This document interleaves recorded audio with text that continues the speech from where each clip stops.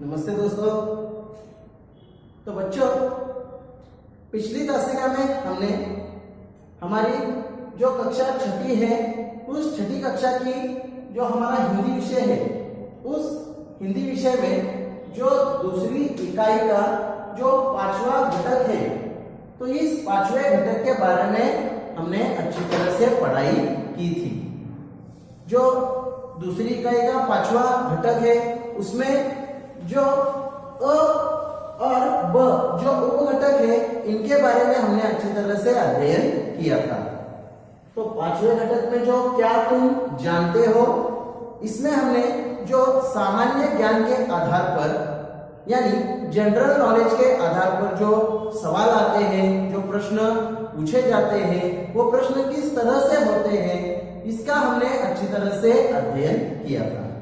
और जो 5वें घटक में ही जो ब उपघटक में जो हमने पहेलियां सीखी थी, तो पहेलियां किस तरह से होती है, उनका जवाब किस तरह से हमें बूझकर देना होता है, इसके बारे में भी हमने अच्छी तरह से पढ़ाई की थी। तो जिस तरह से आप बचपन से जो पहेलियां एक दूसरे को बताकर अपने मित्र को, अपने सहेलियों को पहेलियां सुलझाकर उसका जवाब प्राप्त करते थे, या फिर आपको जवाब मालूम भी होता था, तो ऐसे खेल के जरिए हम पहेलियां एक दूसरे को बताते थे।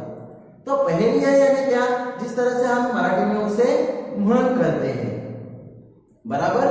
तो इसका अध्ययन आपने पिछली तासिका में अच्छी तरीके से किया ही है।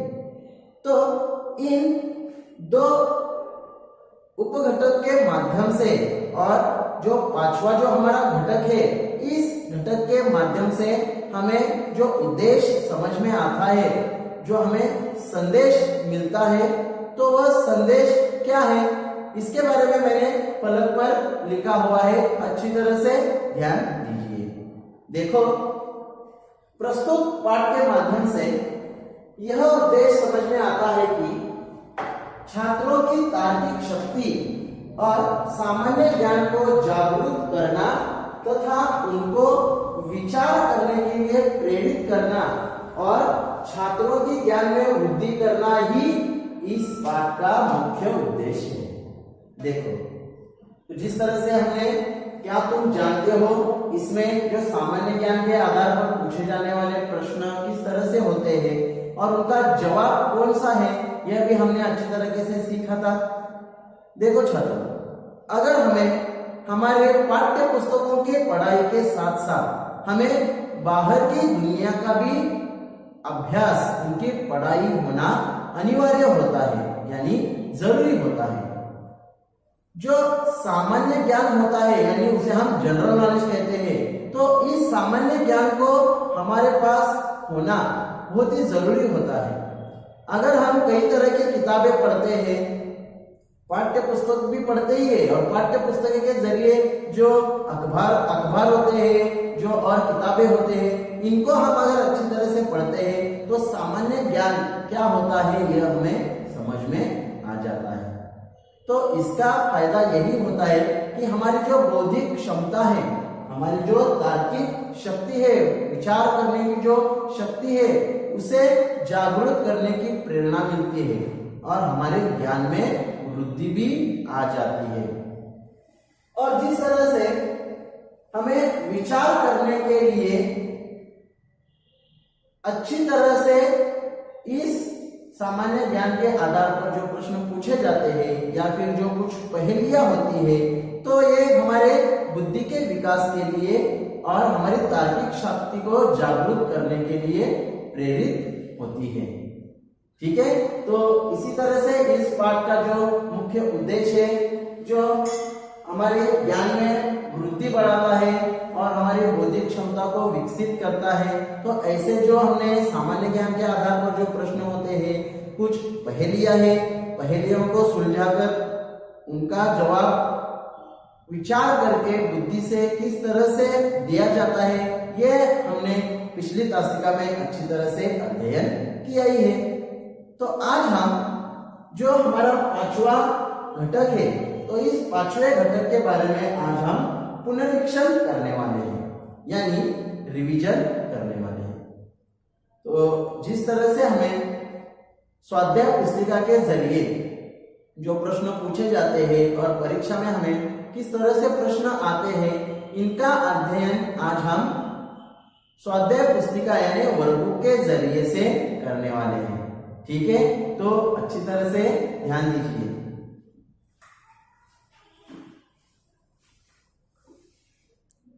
देखो छात्रों, हमारी छठी कक्षा की जो हिंदी सुलभ भारती इस पाठ्य पुस्तक में जो 5 नंबर का जो घटक है दूसरी इकाई का, उसमें हमने पहला जो अ सीखा था, क्या तुम जानते हो।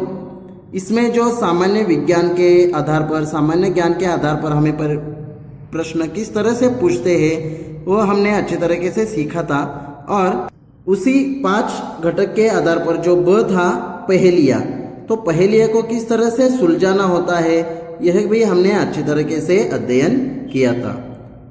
तो परीक्षा में हमें किस तरह से सामान्य ज्ञान पर आधारित प्रश्न पूछे जाते हैं, इसका आज हम अध्ययन करते हैं। तो देखिए, प्रश्न पहला है, सामान्य ज्ञान के आधार पर निम्नलिखित प्रश्नों के उत्तर एक शब्द में लिखिए। पहला प्रश्न है, भारत में कुल कितने राज्य हैं? तो उसका एक ही शब्द में उत्तर आएगा 28। तो भारत में कुल 28 राज्य है। दूसरा है, हमारे देश का राष्ट्रीय खेल कौन सा है? तो उसका जवाब है हॉकी। तीसरा है, भारतीय संविधान में कितनी भाषाओं को मान्यता दी गई है? उसका जवाब है 22 भाषाओं को। जो हमारे भारत देश का जो संविधान है यानी कॉन्स्टिट्यूशन है, वह संविधान हमारे महान नेता जो थे, महान लीडर बन चुके थे, जो डॉक्टर बाबा साहब अम्बेडकर, इन्होंने जो भारत का संविधान लिखा हुआ है उसमें 22 भाषाओं को मान्यता दी गई है। चौथा देखिए, भारत के प्रथम राष्ट्रपति कौन थे? तो भारत के जो पहले राष्ट्रपति थे जिनका नाम था डॉक्टर राजेंद्र प्रसाद। तो आप यहाँ पे डॉक्टर राजेंद्र प्रसाद लिख सकते हैं। पांचवा है, गीतांजलि पुस्तक के लेखक कौन हैं? तो गीतांजलि जो पुस्तक, इसके जो लेखक है उनका नाम है गुरुदेव रविंद्रनाथ टैगोर जी। आगे देखिए, प्रश्न दूसरा में, सामान्य ज्ञान के आधार पर निम्नलिखित प्रश्नों के उत्तर एक वाक्य में लिखिए। देखो, सामान्य ज्ञान के आधार पर जो प्रश्न पूछे गए उसमें पहला प्रश्न है, भारत में सबसे अधिक जनसंख्या वाला शहर कौन सा है? तो हमारे भारत देश में जो अधिक जनसंख्या वाला जो शहर है तो उसका नाम है मुंबई। दूसरा है, विश्व का प्रथम विश्वविद्यालय कौन सा है? तो विश्व का प्रथम विश्वविद्यालय नालंदा विश्वविद्यालय है, जो बिहार राज्य में है। तीसरा है, अंतरराष्ट्रीय महिला दिवस कब मनाया जाता है? तो पूर्ण वाक्य में उत्तर लिखना है आपको। अंतरराष्ट्रीय महिला दिवस 8 मार्च को मनाया जाता है। चौथा है, विश्व का सबसे बड़ा जीव कौन सा है? तो विश्व का सबसे बड़ा जीव जिसका नाम है ब्लू व्हेल, जो एक मछली है उसका नाम है ब्लू व्हेल। तो उसकी लंबाई तकरीबन 115 फुट होती है और उसका जो वजन होता है, ब्लू व्हेल का जो वजन होता है उसका 150 से 170 टन उसका वजन होता है। और वो ब्लू व्हेल जो मछली होती है तो वह 48 किलोमीटर प्रति घंटा तेज रफ्तार से तैरता है। ठीक है, समझ में आया? आगे देखिए, पांचवा प्रश्न, किस ग्रह को भोर का तारा कहते हैं? तो जो शुक्र ग्रह है, जिसे अंग्रेजी में हम वीनस कहते हैं, तो उस शुक्र ग्रह को भोर का तारा कहते हैं। तो यह जो शुक्र तारा है तो इसका सूरज से अंतर 10.82 दशलक्ष किलोमीटर तक है और इस शुक्र ग्रह को पृथ्वी की बहन ऐसा भी कहा जाता है। छठा देखिए, भारत का राष्ट्रीय मानक समय किस शहर से शुरू होता है? जो हमारा समय है यानी जो घड़ी में हम समय देखते हैं तो उस समय हमारा जो वह समय है वह किस शहर से शुरू होता है? तो वह दिल्ली इस शहर से शुरू होता है।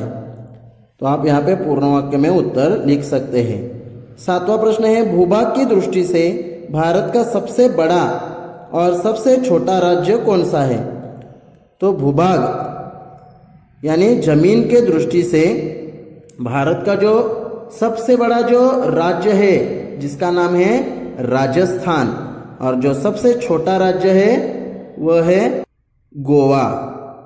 तो जो राजस्थान भारत का जो सबसे बड़ा भूभाग की दृष्टि से जो राज्य है उसकी जो सीमा है वह 3,42,239 चौरस किलोमीटर तक उसकी सीमा है और जो छोटा राज्य है गोवा उसकी सीमा 3,702 चौरस किलोमीटर इतनी ही है। समझ में आ गया? आगे देखिए, भारत का संविधान बनाने में कितना समय लगा? तो जो डॉक्टर बाबा साहब अम्बेडकर थे उन्होंने जो भारत का संविधान बनाया तो उसके लिए उन्हें 2 साल 11 महीने और 18 दिन इतना समय संविधान बनाने के लिए लगा। आगे देखिए, भारत में कितने राज्य और कितने केंद्र शासित प्रदेश हैं? तो भारत में कुल 28 राज्य और 8 केंद्र शासित प्रदेश है। तो केंद्र शासित प्रदेश यानी केंद्र शासित प्रदेश उसे कहते हैं जो राज्य का हिस्सा नहीं होते हैं और इनका जो प्रशासन है वह केंद्र सरकार द्वारा किया जाता है। तो हमारे भारत में जो 28 राज्य है और जो 8 केंद्र शासित प्रदेश है उनके नाम मैं आपको बताता हूँ।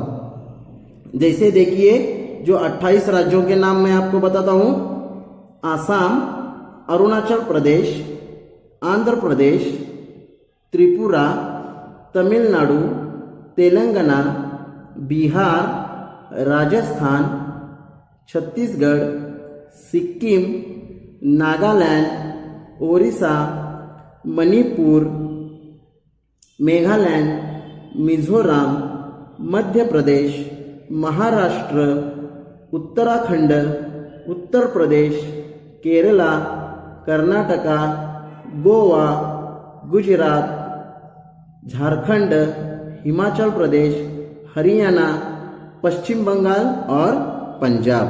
तो ये कुल मिलाकर 28 राज्य है। और जो 8 केंद्र शासित प्रदेश है उनके नाम देखिए, चंडीगढ़, दिल्ली, जम्मू कश्मीर, दमन और दीव, दादरा और नगर हवेली, अंडमान और निकोबार, पौंडीचेरी, लक्षद्वीप और लद्दाख। तो ये 8 केंद्र शासित प्रदेश है। तो आपको ध्यान में रखना है। तो हमें यहाँ पे सिर्फ संख्या लिखनी है, किंतु हमें उन राज्यों के नाम और केंद्र शासित प्रदेशों के नाम भी याद रखना जरूरी होता है। आगे देखिए, विश्व में सबसे ऊंचाई पर कौन सी सड़क है? तो दुनिया में यानी विश्व में जो सबसे ऊंचाई पर जो सड़क है वह है मनाली हाईवे, जो लेह के पास है, मनाली हाईवे। आगे देखिए, निम्नलिखित भाषाओं के साथ उनकी लिपियों की जोड़ियां मिलाइए। देखो, अ समूह में यहाँ पे जो भाषाएं दी गई है और ब समूह में उनकी जो लिपि दी गई है उनको उनके साथ मिलाना है। तो हिंदी जो लिपि है वह देवनागरी लिपि है। तो यहाँ पे हिंदी की जो देवनागरी लिपि है यहाँ पे आप उत्तर लिख सकते हैं देवनागरी। अंग्रेजी है वह रोमन लिपि है, तो आप यहाँ पे रोमन ऐसा लिख सकते हैं। तीसरा है उर्दू, तो उर्दू जो लिपि है वह फारसी लिपि है। तो आप उर्दू के आगे फारसी लिख सकते हैं। पंजाबी की जो लिपि है वह है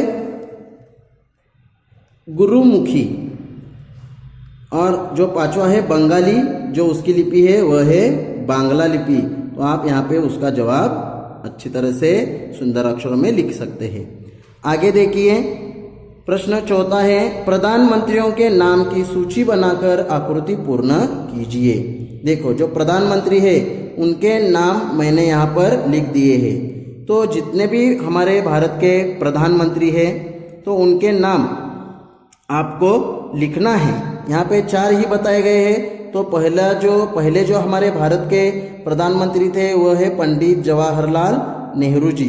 दूसरे प्रधानमंत्री बने थे वह थे गुलजारी लाल नंदा, और जो तीसरे प्रधानमंत्री बने थे वह थे लाल बहादुर शास्त्री, और जो चौथे पंतप्रधान बनी थी वह थी एक महिला इंदिरा गांधी जी। तो ऐसे जो प्रधानमंत्री है इनके नाम आपको याद करके अच्छी तरह से अपनी कापियों में लिखना है। ठीक है, आगे देखिए, जो पहेलियाँ है, तो जो पहेलियाँ के उत्तर हमें लिखना होता है, तो पहेलियाँ कौन से है उस पर विचार करके उसका एक ही शब्द में जो उत्तर आता है तो उन पहेलियों को हम बूझकर उनका उत्तर ढूंढते हैं। देखो, प्रश्न पहला है, निम्नलिखित पहेलियों को बूझकर उनके उत्तर लिखिए। पहली पहेली है, देखो, जल में थल में रहता वर्षा ऋतु का गायक, कहो कौन टर टर करता इधर उधर फुदक फुदक। देखो, तो जो ये पहेली है उसका एक ही जवाब है मेंढक, यानी अंग्रेजी में हम उसे फ्रॉक कहते हैं और मराठी में बेडूक। दूसरा है, मिट्टी धूप हवा से भोजन वह प्रतिदिन ही लेता है, कहो कौन जो प्राणवायु संग छाया भी हमको देता है। तो बताओ, सोचो, कौन है वो? जो हमारे मित्र होते हैं वह है वृक्ष, यानी पेड़। तीसरा है, अर्धचक्र और सतरंगी नभ में बादल का संगी, कहो कौन जो शांत मनोहर रंग एक है जिसमें नारंगी।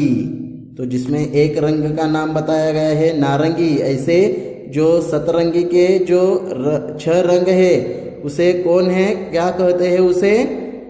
इंद्रधनुष। तो इस पहेली का जवाब है इंद्रधनुष। तो इंद्रधनुष में सतरंगी होते हैं, ये तो आपको मालूम ही है। आगे देखिए, चौथी पहेली है, आपके ही घर ये आए 3 अक्षर का नाम बताए, शुरू के 2 अति हो जाए, अंतिम 2 से तिथि बताए। देखो, इस पहेली में जवाब है शुरू के 2 अति शब्द है और अंतिम के तिथि शब्द है। तो इस पहेली का जवाब है अतिथि। अतिथि यानी मेहमान। जैसे हम कहते हैं ना, अतिथि देवो भव, मेहमान भगवान के रूप के जैसा ही होता है। पांचवी पहेली देखिए। देखो, घोड़ा हूं मैं घोड़ा हूं, काले वन में रहता हूं, लाल पानी पीता हूं, सबको परेशान करता हूं। बताओ कौन है वो? तो वह है जुए। देखो, ज्यादातर बालों में होते हैं, जिनके बाल लंबे होते हैं उनमें जुए होते हैं। वो अच्छी तरह से नहाते नहीं है तो उनके बालों में ये घोड़ा यानी जो काला जू होता है वह परेशान करता है। बराबर है ना? तो इसका जवाब है जुए।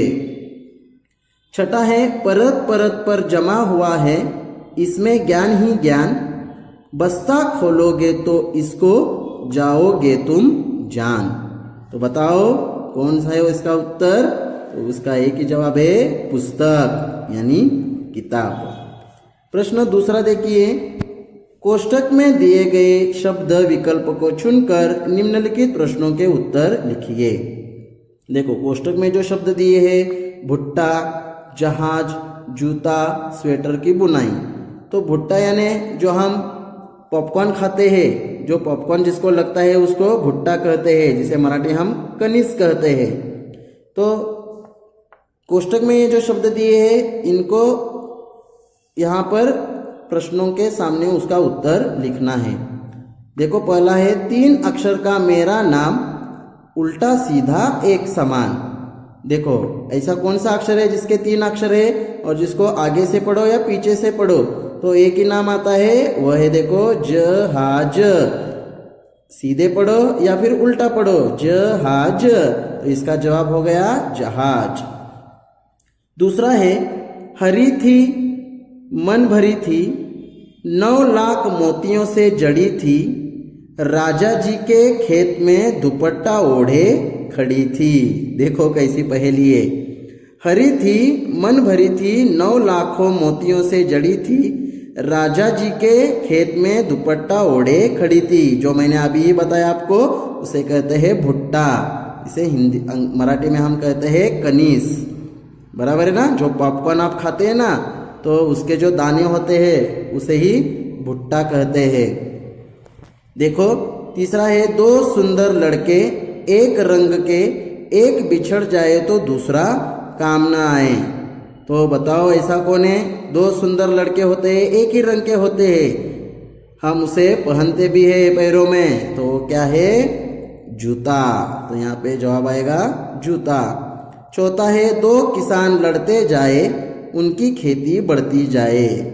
तो 2 किसान लड़ते जाए तो उनकी खेती बढ़ती जाए, यानी उसकी पहेली का जवाब है स्वेटर की बुनाई। देखो जो एक धागे से हम स्वेटर बुनते हैं, जो एक दूसरे से लड़ते हैं, यानी लड़ने का मतलब एक दूसरे से बुनते रहते हैं और एक अच्छा सा स्वेटर बन जाता है, यानी अच्छी खेती बढ़ती जाए। देखो पहेली कैसी सुलझानी हुई होती है।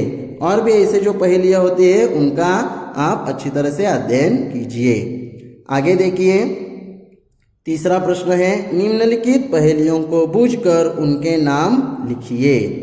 तो देखो पहली पहेली है, एक थाल मोतियों से भरा, सबके सर पर उल्टा धरा, चारों ओर फिरे वो थाल, मोती उससे ना गिरे। बताओ इस पहेली का जवाब। तो इसका जवाब है तारे।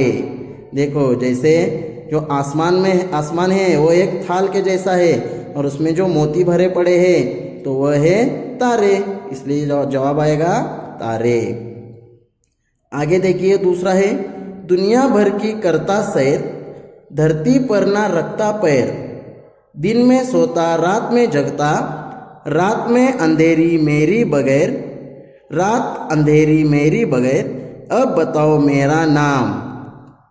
देखो दुनिया भर की सैर करता है, धरती पर पैर नहीं रखता है, दिन में सोता है और रात में जगता है, तो बताओ उसका नाम क्या है? उसका नाम है सूरज। तो यहाँ पे आप लिख सकते हैं सूरज। तीसरा देखो बूझो भैया एक पहेली, जब काटो तो नई नवेली। देखो जिससे आप लिखते हो वो ऐसी कौन सी चीज है? बूझो भैया एक पहेली, जब काटो तो नई नवेली, यानी पेंसिल, बराबर है। जब आप उसको पेंसिल से उसको काटते हो तो एक अच्छी सी नई नवेली की तरह उसकी नोकदार बाजू आती है, तो वह है पेंसिल। आगे देखिए, देखो आखिरी प्रश्न है चौथा प्रश्न, निम्नलिखित पहेली को बूझकर उसका उत्तर लिखिए। महेश के पिता के 5 लड़कों के नाम। तो महेश के पिता के 5 लड़कों के नाम गणेश, सुरेश, रमेश, अल्पेश। तो ये 4 नाम हैं। तो इनमें से 5वां नाम कौन सा है? बताओ इसमें से 5वां नाम क्या होगा? समझ में आया? देखो याद करो, देखो यहाँ पे प्रश्न में ही बताया गया है महेश के पिता के 5 लड़कों के नाम। तो यहाँ पे 4 लड़के ऑलरेडी शुरू से ही लिख कर दिए हैं, तो वह 5वां लड़का है महेश। तो यहाँ पे जवाब आएगा महेश। तो इस तरह से आप भी छात्रों ऐसी नई नई पहेलियाँ होती है, तो इन पहेलियों को अपने मित्रों के साथ, अपनी सहेलियों के साथ अच्छी तरह से उन्हें पहेलियाँ पूछकर उनका उत्तर सूझबूझकर देने के लिए उन्हें प्रेरित कीजिए और आप भी पहेली को समझकर लीजिए। ठीक है, देखो छात्रों, समझ कर लिया। स्वाध्याय पुस्तिका के जरिए जो हमें प्रश्न पूछे गए हैं और ऐसे कुछ भी जो प्रश्न होते हैं जो हमारे सामान्य ज्ञान के आधार पर पूछे जाते हैं, अगर आप अंतर्जाल के जरिए से यानी इंटरनेट के जरिए से अगर आप सामान्य ज्ञान के आधार पर प्रश्न और कौन से होते हैं यह अगर आप मोबाइल के जरिए अगर आप ढूंढते हैं तो उसके आधार पर आपको सामान्य ज्ञान के आधार पर पूछे जाने वाले कई सारे प्रश्न आपको उत्तर के साथ मिल जाते हैं। तो अगर आप एक बार प्रयास करते हो तो अच्छी तरह से देख लीजिए, तो आपको समझ में आ जाएगा कि सामान्य ज्ञान के आधार पर प्रश्न किस तरह से होते हैं। तो जिस तरह से हमने स्वाध्याय पुस्तिका के जरिए जो प्रश्नों के उत्तर को समझा, उनके जवाब को लिखा, तो उसी दृष्टि से तुम्हारी जो स्वाध्याय पुस्तिका है उस स्वाध्याय पुस्तिका में जो प्रश्न पूछे गए हैं उनका जवाब अच्छे और सुंदर अक्षरों में लिखिए। ठीक है, और अच्छी तरह से पढ़ाई कीजिए। धन्यवाद।